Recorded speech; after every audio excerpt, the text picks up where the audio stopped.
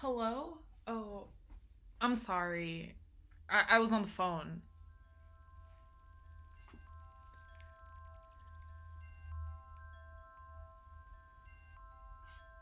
Let me know what you think. I think that especially in today's society, it's really important that we learn how to create boundaries with our technology. So I ended up switching my phone from an iPhone to a Nokia over the course of, I think it was like around 2 months or so, that I was kind of using mainly a Nokia and then having to use an iPhone for just like a couple periphery things like WhatsApp and banking, because those are things I really needed access to and I didn't know how to get them in a different way. And so I ended up using my phone maybe like a certain time every day. That would be my iPhone. And it's like I wasn't traveling with two phones. I would just have my Nokia if I went out or whatever. But if I was at home and like, let's say I needed to log on to the website that, I work on in lab, then I would put a message in the WhatsApp, which I couldn't do on this Nokia. I do want to caveat that I do study neuroscience, and that's a big reason why I found this so interesting. And the other thing that really kind of pushed me to do the switch, even though so many people I talked to beforehand were kind of like, that's such a silly idea, you should not do that, 0%, no, do not. I looked at my screen time for every week, and it tells you like so many different metrics. And one of the metrics is like how much you use certain apps a week. And there were these like obscene number. It was like 20 hours a week, 10 hours a week on things like Instagram and YouTube. And honestly, they were just apps that I used if I was like, I went out somewhere and I'm in a line. Catch me on Instagram. Little bits of time that it's kind of awkward if you just look around, not enjoyable, and you get on your phone. But it would end up being a really large number that I really did not like. I did not like the look of that. Okay, so 10 hours a week or 20 hours a week, that's like, what is that, part-time? That's like a job. You could do a job and get money for those hours. That's a lot of time that I do not want to be spending in this activity. So before we get started, I do want to be sure to plug in my weekly newsletter. If you're interested in getting an email from me once a week talking about similar subjects such as changing to a dumb phone or productivity, health, attention, all of these kind of topics, I do send out one once a week, and I'll put the link in the description below, so please don't forget to sign up. I think it's so cool that so many of you guys already have joined, and I think this is the beginning of a beautiful friendship. I think this is the beginning of a beautiful friendship. So today I'm going to break down why you should establish some, goals and what you're looking to gain from this experiment, determining your necessities and how to do that, and then what you can do based on your necessities, and then how to find a phone.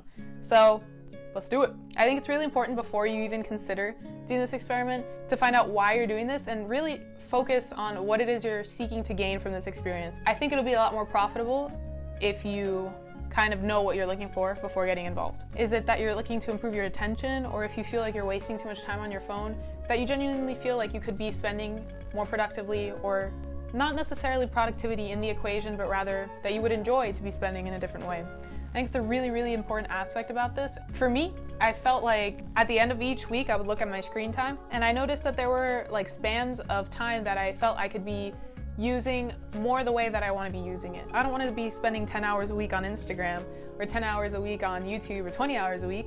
I just really wanted to avoid this as much as possible. So for me, a big motivator was that I wanted to focus on learning different things, and I needed to work more on my schoolwork and learning the different concepts that I was, responsible for. And I felt like I could really just look at my phone if I wanted to be distracted. And I did want to be distracted because I didn't want to be having to do the physical work that it was to learn the new tasks. And ultimately, the work is non-negotiable. And I didn't see another way that I could do this without creating some space between me and my phone. I really want to say this is something you can work on without having to do a switch, but doing a switch causes physical distance. Determining your necessities before you're doing this is also very important. And so in my case, that actually meant that I needed to use my banking apps and my WhatsApp and different finance related apps that I didn't know how to find elsewhere. Maybe if you already know how to find them elsewhere, then this is not really that big of a problem and you can actually completely cut it out. So I decided that I was going to be using my iPhone certain times a day, but like kind of restricting the amount of time that I could be on there, and definitely not having any apps that would, kind of get me out of flow. I did make sure that if I needed to use my iPhone, that it was fine, that I could totally use it. The only thing is that I didn't want to be using it for endless scrolling or, you know, consuming so much content that it wasn't necessary and that was taking me away from the tasks that I actually really needed to do. So definitely determine your necessities before you get involved in this experiment. And I honestly think it's really important to write it all down, so know what it is you're seeking to gain from this experiment, what it is you might actually have to use your phone for, since it's kind of integrated into various tasks at this point, and kind of know that beforehand so you can plan and actually have a better experience from this experiment. All right, so picking a phone. All right, we'll do this part together. That's why I have my handy dandy iPad. So the way that I picked my phone was very simple. I wanted to have the cheapest phone that I could possibly find that I could use with T-Mobile, which is my service carrier. And I went to eBay because I noticed that Amazon was a lot more expensive than I wanted. I wanted to make sure that this didn't have like Instagram or YouTube, which was kind of a big distractor. And in reality, if I were in danger or if I were like outside and I only had my Nokia, I wouldn't be going to use my YouTube app or my Instagram app, which is like something important to think about, right? Because the phone, a big part of it is like safety. The main things you need are be able to communicate with somebody else. So I just went here on eBay and I looked up Nokia. And apparently Nokia has a wide variety of cell phones, which I'm sure many people, except myself, knew. And the main thing I was looking for in a phone, this is here the one I have. And it's an absolutely no affiliation with my name. This is just the one I bought because it was a nice $35.95. It's an excellent price for me.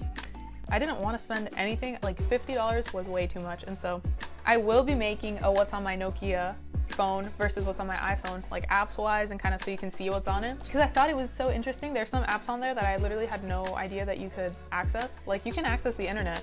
It just takes you 30 minutes. So depends, give and take, right? It's a balance. And a lot of times when creating space and boundaries, all you need is like 1 minute of lag time before you kind of, you know, snap out of the need to use something. I guess some other interesting options you could look into are, let's look up flip phone, I think. Ooh, okay, I really wanted this one. This phone looks so cool. It just, look, it got the flippy action. That would have been so cool. And look at that, $14.95. I think that's less than half the price of the other phone. Dude, this is awesome. This is awesome. The only thing is that this is a Verizon phone, so I couldn't use it. So I really wanted this one. And it looks like you could throw this thing at a wall and it would be fine. Not that you would ever need to though, right? So that brick looks amazing. I didn't like this. I don't want like a touchscreen. That's too high tech. And see this $44, too expensive. This other one, excellent, look at that. $895 sold. Samsung Convoy. This Verizon has like a monopoly on this. This is, I swear, this is ridiculous. I remember having a problem with this earlier on, that I couldn't find something that would work with T-Mobile. The other thing is that you might have to look into 3G versus 4G compatibility. And I know some people left comments on the last video that I made about this, that there are like various new smartphones out there, dumb phones out there, flip phones. They have some better capabilities than what I was using, but I thought that the one I was using was pretty fine as well. So yeah, I would really avoid spending an obscene amount of money and getting a dumb phone, especially for an experiment, and especially if you already have a phone. Okay, follow up. This here, minimalist punked MP02, what is this? This is so expensive. I don't know if you guys saw the price tag on this sucker, but look at that, $399. That is a big no in my book. I politely refuse. And then here on Amazon, you can find some other stuff. But see, this is the phone I used. Why is that $107? I'm sure you could get a lot of value from this product, but if you could get it refurbished or whatever, that's definitely the route I took. I recommend it. I would avoid getting a contract with anybody. I have a contract with T-Mobile and I'm not gonna be able to get out of that contract for the next like X amount of months. And so getting another contract would just wouldn't be smart for me, and if you're in a similar position, consider that. So I hope you guys got some ideas from me going through this kind of like Amazon, eBay, where I got my phone, how you can find your phone. See what works best for you, right? So Google it, do your research. All right, let's move on to the next thing. So the next thing was just changing your SIM card, and that's exactly how I got started with my project and with my experiment. And it was the only thing I needed to do when I was switching my phone. And I hope you guys enjoyed this video. If you did, please don't forget to like the video, give it a thumbs up, and subscribe. And let me know what you guys think in the comments below if you guys are gonna, end up doing this, and some other considerations you might have taken into account if you've already done this. And thanks so much for watching, especially if you got this far. And I hope this helps. And I'll catch you guys in the next video. Oh, I can't reach. Okay, whatever. She's a Mona Lisa. Everyone's lining up to see her. Before we get started, so I do want to plug in my newsletter. Oh, that's so funny. I have a clapper.